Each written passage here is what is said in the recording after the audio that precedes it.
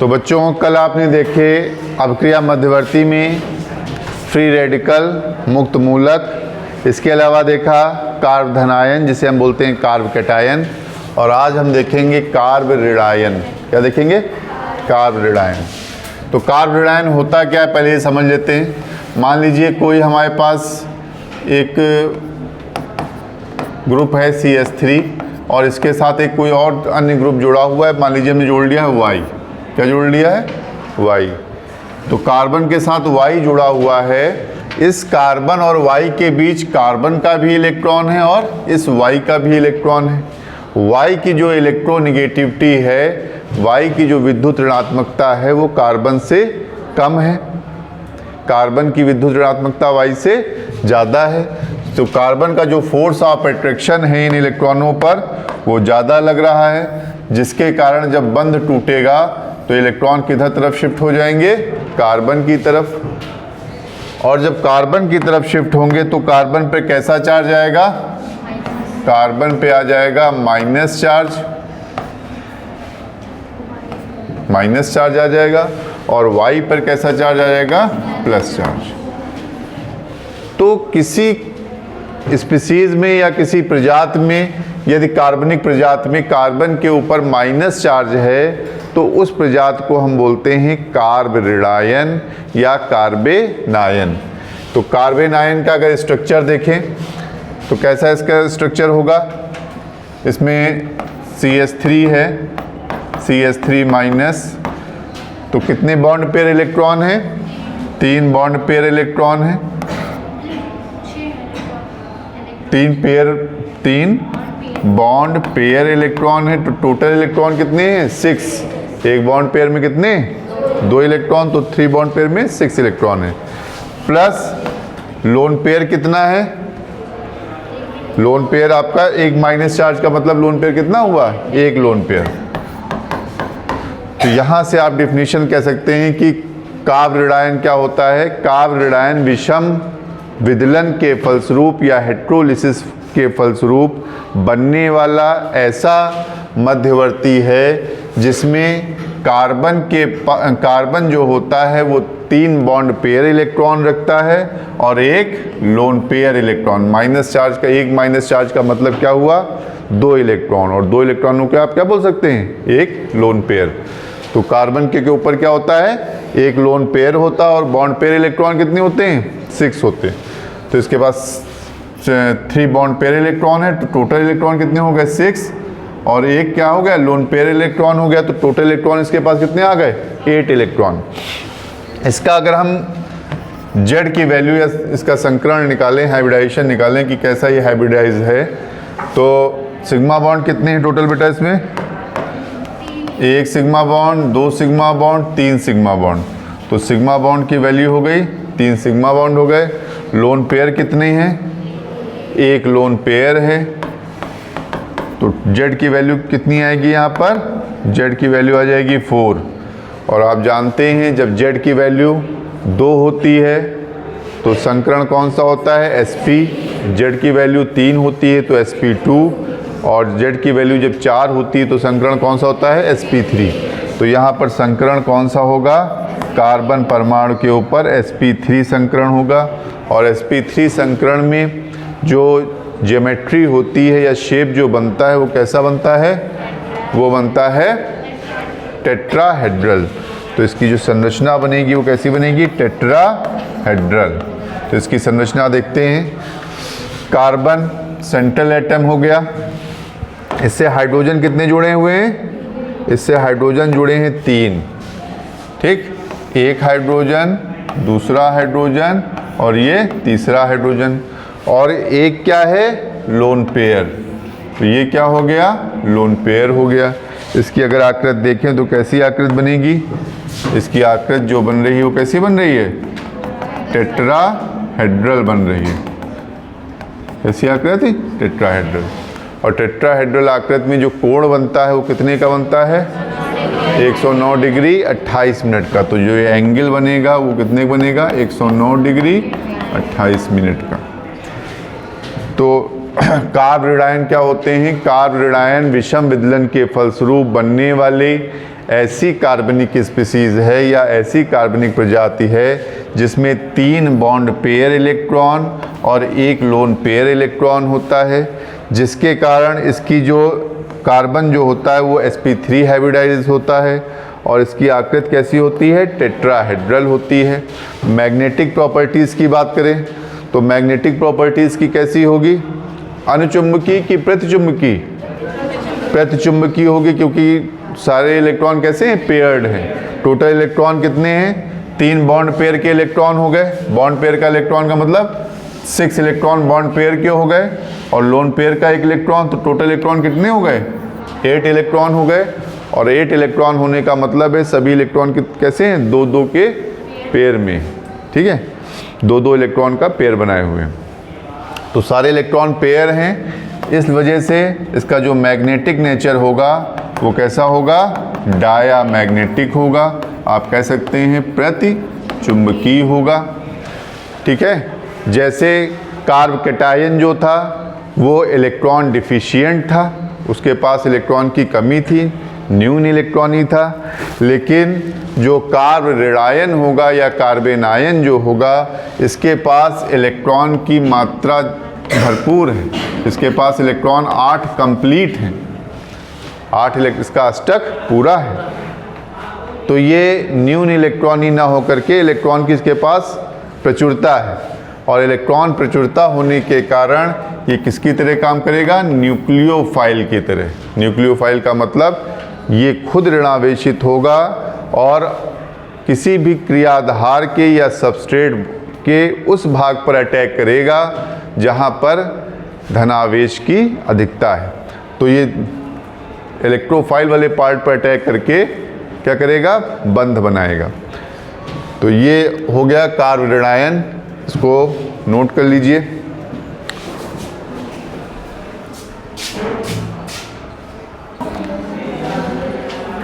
तो बच्चों अभी तक आपने देखा कार्ब ऋणायन क्या होते हैं। तो इसके पहले सबसे पहले आपने देखा कि मुक्त मूलक क्या होते हैं, फ्री रेडिकल क्या होते हैं। फ्री रेडिकल्स के बाद आपने देखा कि कार्ब धनायन क्या होते हैं और फिर देखा कार्ब ऋणायन क्या होते हैं। अब हम इनका देखेंगे स्थायित्व कि इनका स्थायित्व कैसा, किस प्रकार से हम देखते हैं। तो सबसे पहले फ्री रेडिकल्स को देखते हैं। फ्री रेडिकल्स में पहला फ्री रेडिकल है मेथिल फ्री रेडिकल, ठीक। मेथिल फ्री रेडिकल है तो कार्बन के ऊपर क्या दिखाएंगे? 1 इलेक्ट्रॉन दिखाएंगे। दूसरा कौन सा है? Primary free radical. Primary free radical बनाने के लिए हम 1 हाइड्रोजन को कार्बन से या एल्किल समूह से रिप्लेस करेंगे, तो इसका नाम हो गया प्राइमरी फ्री रेडिकल। क्या नाम हो गया? Primary free radical. Secondary free radical बनाना है तो हम क्या करेंगे? 1 और हाइड्रोजन को रिप्लेस करेंगे एल्किल्स ग्रुप के द्वारा, ये हो गया सेकेंडरी फ्री रेडिकल।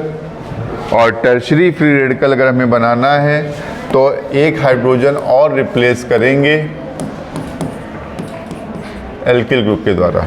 और फ्री रेडिकल्स हैं इसलिए कार्बन के ऊपर 1 अनपेयर्ड इलेक्ट्रॉन दिखाएंगे। क्या दिखाएंगे?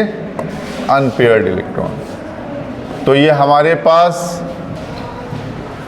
फ्री रेडिकल हो गए। मेथिल फ्री रेडिकल, प्राथमिक फ्री रेडिकल जिसे हम प्राइमरी फ्री रेडिकल बोल रहे हैं, सेकेंडरी फ्री रेडिकल और टर्शरी फ्री रेडिकल।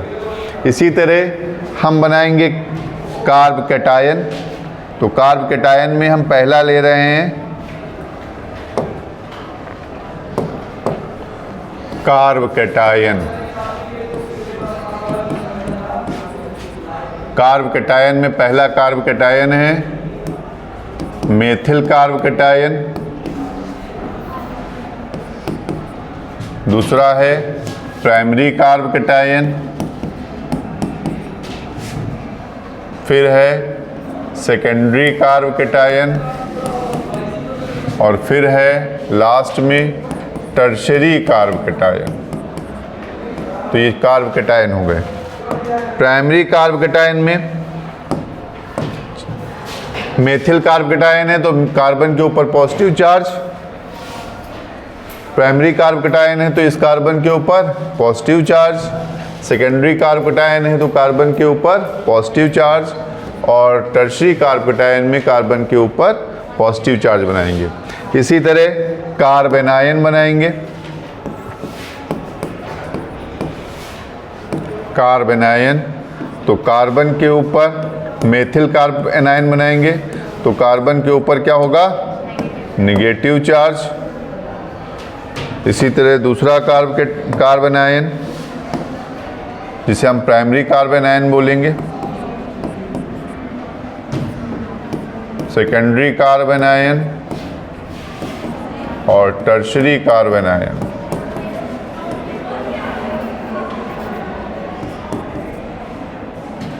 और कार्ब एनायन है तो सब कार्ब एनायनों के कार्बन के ऊपर हम क्या दिखाएंगे, निगेटिव चार्ज।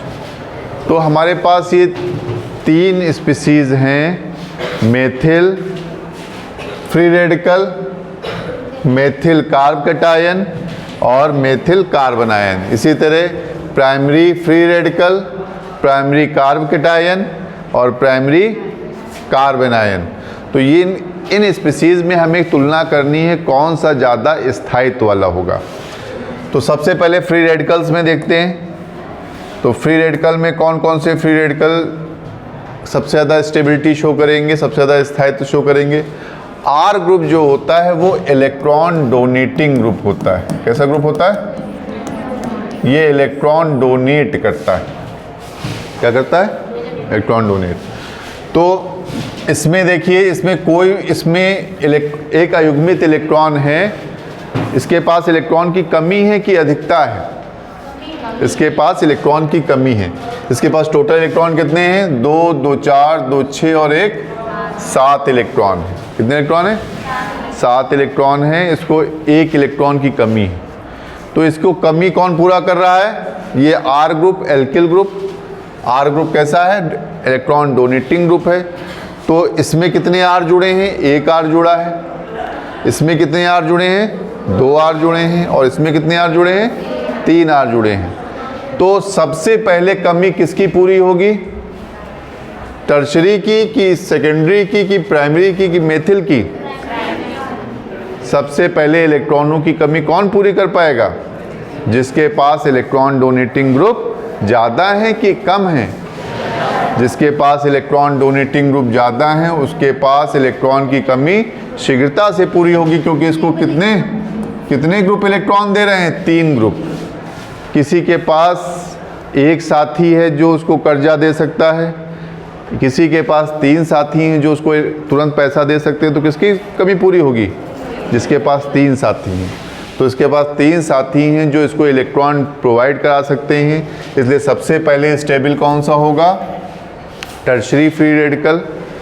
फिर इसको कितने लोग दे रहे हैं, 2 इलेक्ट्रॉन डोनेटिंग ग्रुप हैं। तो उसके बाद कमी किसकी पूरी होगी, सेकेंडरी की, फिर प्राइमरी की और सबसे बाद में मेथिल, क्योंकि मेथिल के पास कोई भी इलेक्ट्रॉन डोनेटिंग ग्रुप नहीं है।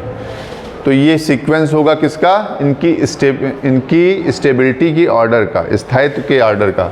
सबसे ज़्यादा जो स्थायित्व होगा वो टर्शरी फ्री रेडिकल, उसके बाद सेकेंडरी फ्री रेडिकल, फिर प्राइमरी फ्री रेडिकल और लास्ट में मेथिल।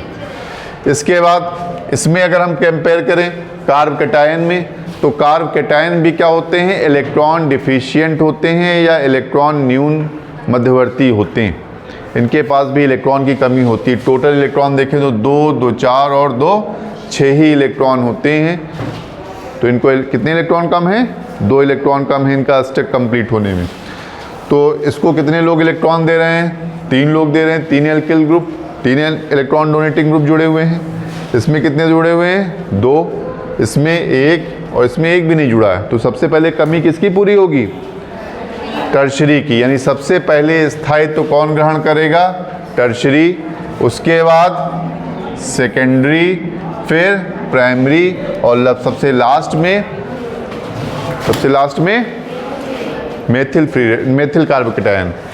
अब कार्ब एनायन की अगर हम तुलना करें तो कार्ब एनायन में क्या होगा बेटा, कार्ब एनायन में देखिए इनके पास इलेक्ट्रॉन की कितनी है, 2, 2, 4 और 2, 6 और एक लोन पेयर का इलेक्ट्रॉन जो माइनस चार्ज वाला है। तो इसके पास 8 इलेक्ट्रॉन पूरे हैं, इनको इलेक्ट्रॉन की ज़रूरत नहीं है। ठीक है, अगर इनके ऊपर ज़बरदस्ती इलेक्ट्रॉन ला दिए जाएं या दे दिए जाएं तो ये अभी स्थायी में है, लेकिन ज़्यादा इलेक्ट्रॉन देने पर ये अस्थायी हो सकते हैं। तो इसको 3 लोग अस्थायी कर रहे हैं। यहाँ पर कितने लोग अस्थायी कर रहे हैं? इलेक्ट्रॉन देने का मतलब यहाँ पर क्या है, इलेक्ट्रॉन की अधिक इलेक्ट्रॉन पहले से इसके पास हैं और इलेक्ट्रॉन इसको दिए जा रहे हैं। तो और इलेक्ट्रॉन देने से ये सब क्या हो रहे थे, स्थायी हो रहे थे इलेक्ट्रॉन देने से, लेकिन ये क्या हो रहा है, अस्थायी हो रहा है। तो अगर इसको 3 लोग इलेक्ट्रॉन देंगे तो सबसे ज़्यादा अस्थायी कौन सा होगा, टर्शरी फ्री रेडिकल। सबसे ज़्यादा अस्थायी का मतलब सबसे ज़्यादा क्रियाशील कौन सा होगा, टर्शरी फ्री रेडिकल। उसके बाद सेकेंडरी फ्री रेडिकल और उसके बाद प्राइमरी फ्री रेडिकल, और सबसे ज़्यादा जो स्टेबल होगा वो कौन सा होगा, मेथिल कार्ब एनायन। सबसे ज़्यादा टर्शरी कार्ब एनायन जो होगा सबसे कम स्थायित्व होगा, लेकिन सबसे ज़्यादा क्रियाशील कौन सा होगा, टर्शरी वाला। सबसे ज़्यादा स्थायित्व किसका होगा, मेथिल का, लेकिन सबसे कम क्रियाशील होगा। जो सबसे ज़्यादा स्थायी होगा वो सबसे कम क्रियाशील होगा। इसको नोट कर लीजिए।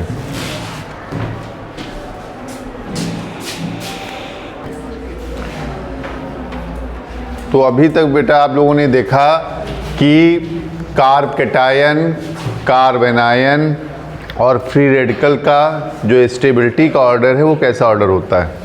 अब अगला जो मध्यवर्ती है उसका नाम है कार्बीन। क्या नाम है, कार्बीन। कार्बन में आप जानते हैं, कार्बन में total electron outermost shell में कितने होते हैं, 4 होते हैं। कितने इलेक्ट्रॉन होते हैं, 4 इलेक्ट्रॉन होते हैं। मान लीजिए इसको हाइड्रोजन, अगर ये 2 हाइड्रोजन से जुड़े, कितने हाइड्रोजन से जुड़े, 2 हाइड्रोजन से जुड़े, तो हाइड्रोजन के पास एक अपना इलेक्ट्रॉन, तो ये क्या करेगा, आपस में बॉन्ड बना लेगा। कार्बन हाइड्रोजन का बॉन्ड बन जाएगा और इस कार्बन हाइड्रोजन का बॉन्ड बन जाएगा, और 2 ये इलेक्ट्रॉन जो है इस कार्बन के पास इसकी शेल में उपस्थित रहेंगे। ठीक, तो कार्बीन ये क्या है, कार्बीन है। इस कार्बीन को हम इस संरचना इस तरह से दिखा सकते हैं, और अगर हम इसको दिखाना चाहें तो CH2 और ये इसके इलेक्ट्रॉन दिखा सकते हैं। ठीक, तो कार्बीन क्या होता है, कार्बीन ऐसा मध्यवर्ती होता है या कार्बन परमाणु होता है जिसके पास 2 कैसे होते हैं, 2 बॉन्ड पेयर इलेक्ट्रॉन होते हैं। ठीक है, ये आप कह सकते हैं 2 इलेक्ट्रॉन कैसे होते हैं, बंधी इलेक्ट्रॉन। टोटल इलेक्ट्रॉन कितने हैं इसके पास, 4। तो 4 इलेक्ट्रॉनों में 2 इलेक्ट्रॉन कैसे होंगे, बंधी इलेक्ट्रॉन या बॉन्डेड इलेक्ट्रॉन होंगे, और 2 इलेक्ट्रॉन कैसे होंगे, अनाबंधी होंगे। कैसे होंगे, 2 इलेक्ट्रॉन अनाबंधी। ठीक, तो ऐसा कार्बनिक स्पीशीज या कार्बनिक प्रजाति जिसमें कार्बन परमाणु के ऊपर 2 बॉन्डेड इलेक्ट्रॉन और 2 नॉन बॉन्डेड इलेक्ट्रॉन होते हैं, उन्हें हम क्या बोलते हैं, कार्बीन बोलते हैं। ये कार्बीन 2 प्रकार का हो सकता है। कितने प्रकार का, 2 प्रकार का। एक हो सकता है सिंगलेट कार्बीन। कौन सी कार्बीन, सिंगलेट कार्बीन। और दूसरी हो सकती है ट्रिपलेट कार्बीन। कौन कौन सी कार्बीन, सिंगलेट कार्बीन और ट्रिपलेट कार्बीन। ठीक, सिंगलेट कार्बीन में क्या होगा, सिंगलेट कार्बीन में जो ये दोनों इलेक्ट्रॉन हैं वो अलग अलग उपस्थित होंगे। कहाँ उपस्थित होंगे, अलग अलग। और ट्रिपलेट कार्बीन में क्या होगा, दोनों एक साथ उपस्थित होंगे। पहले इसको आप बना लीजिए।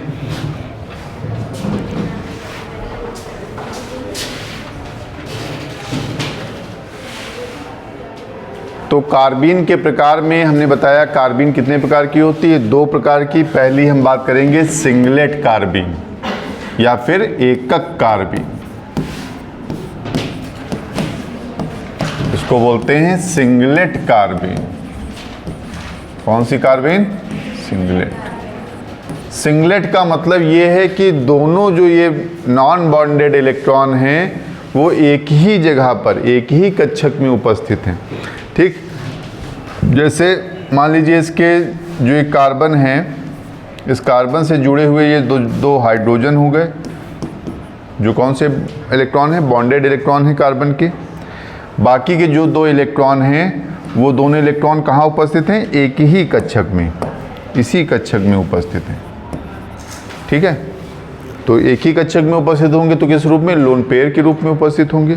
तो इसकी अगर हम जेड निकाल लें तो जेड इसका कितना आएगा? 2 बॉन्डेड इलेक्ट्रॉन कितने हो गए? बॉन्ड पेयर इलेक्ट्रॉन कितने हो गए? 1, 2 पेयर बॉन्ड पेयर इलेक्ट्रॉन हो गए, यानी 2। आप सिग्मा इलेक्ट्रॉन कितने हो गए? सिग्मा इलेक्ट्रॉन 2 हो गए। और लोन पेयर इलेक्ट्रॉन कितना हो गया? 1 लोन पेयर हो गया। तो जेड की वैल्यू क्या आ गई? 3। और जब जेड की वैल्यू 3 आएगी तो संकरण कौन सा होगा? sp2। और sp2 जब संकरण होगा तो इसकी आकृति कैसी होगी? है बेटा? Trigonal planar. Trigonal planar, Hindi में कहना चाहें तो क्या कह सकते हैं? त्रिकोणीय समतली। एंगल जो बनेगा वो कितने का बनेगा? 120 का एंगल बनके तैयार होगा। चुंबकीय प्रकृति कैसी होगी? अनचुंबकीय की प्रतिचुंबकीय? कोई अयुग्मित इलेक्ट्रॉन दिखाई पड़ रहा है इसमें कहीं आपको? सभी इलेक्ट्रॉन पेयर्ड में हैं। कैसे हैं? ये भी पेयर्ड है, ये भी पेयर्ड है, ये भी पेयर्ड है। तो कैसा होगा? प्रतिचुंबकीय नेचर होगा, डायामैग्नेटिक। कैसा होगा? डायामैग्नेटिक। इसको नोट कर लीजिए।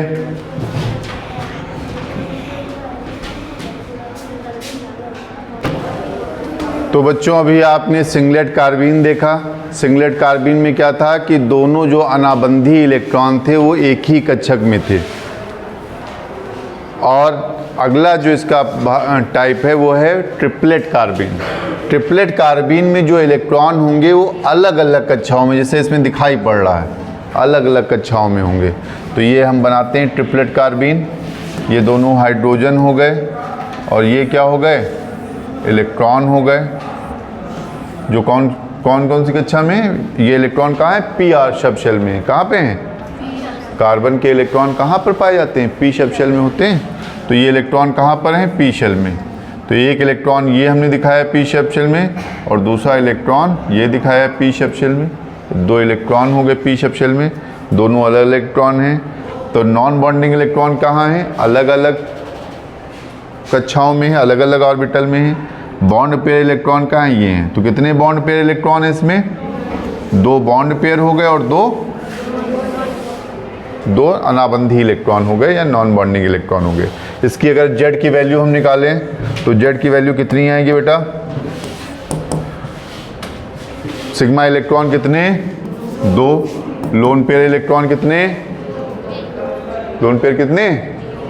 ये लोन पेयर ना ये है ना लोन पेयर ये है, तो लोन पेयर इलेक्ट्रॉन क्या हो गए? 0। तो लोन पेयर 0 हो गए। तो इसका जो हाइब्रिडाइजेशन होगा वो कौन सा होगा? sp hybridisation. और जब sp हाइब्रिडाइजेशन होगा तो आकृति कैसी होगी? लिनियर आकृति। इसकी आकृति जो बनेगी वो लिनियर। कैसी आकृति? रेखीय आकृति। आपको दिखाई पड़ रही होगी, ये देखिए कार्बन हाइड्रोजन कार्बन, कैसी आकृति दिखाई पड़ रही है? एकदम सीधी आकृति दिखाई पड़ रही है। तो लिनियर आकृति। एंगल जो बनेगा वो कितने का बनेगा? 180 का एंगल बनेगा। कितने का एंगल? 180 का एंगल।